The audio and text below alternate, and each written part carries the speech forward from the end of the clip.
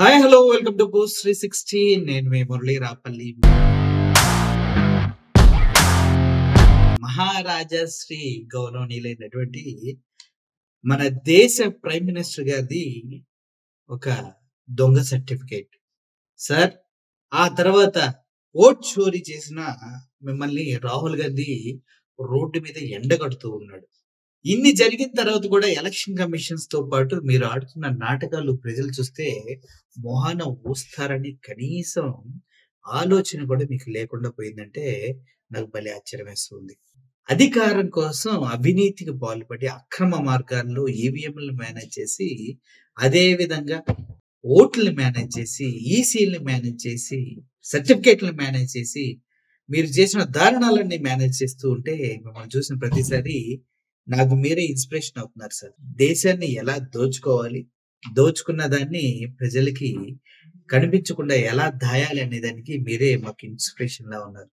మతతత్వవాదంతో ప్రజల్లో కల్లోలాలు రేపి వాళ్ళ జీవితాల్ని సర్వనాశనం ఎలా చేయాలి మీద కూడా మీ దగ్గర నుంచి నేర్చుకున్న గోద్రా అల్లర్ల దగ్గర నుంచి మొన్న జరిగినటువంటి పెహల్గామ్ దాడి వరకు మీరు ఏం చేశారంటే అంత శూన్యం.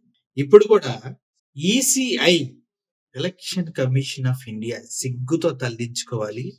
సిగ్గుతో బ్రతుకుతుందో లేదో కూడా తెలియదు. ఎందుకంటే ఎంటైర్ బీహార్ లో ఎస్ఐఆర్ అని సర్వే చేశారు.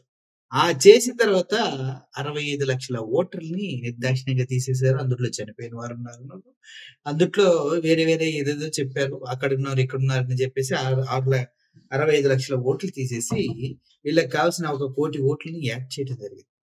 సరే, ఇదంతా పక్కన పెడితే బీహార్లో ఇప్పుడు ఓటు చోరీకి వ్యతిరేకంగా రాహుల్ గాంధీ, అదేవిధంగా బీహార్ లాలూ ప్రసాద్ యాదవ్ గారి కొడుకు లాలూ ప్రసాద్ యాదవ్ టీం, తమిళనాడు నుంచి స్టాలిన్ గారు వెళ్ళి దారుణంగా ప్రజల్లోకి ఓటు చోరీ విషయం తీసుకెళ్తున్నారు. అయితే ఇంత జరుగుతున్నా కూడా బీహార్లో నెంబర్ ఆఫ్ దారుణాలు, ఆల్రెడీ బ్రతికున్న ఓట్లే తీసేసి చనిపోయారని చెప్పడం, ఆ తర్వాత మళ్ళీ ఆ ఓట్ల గురించి మాట్లాడకుండా అలా తోసేయటం, ఇలా చాలా జరుగుతున్నాయి.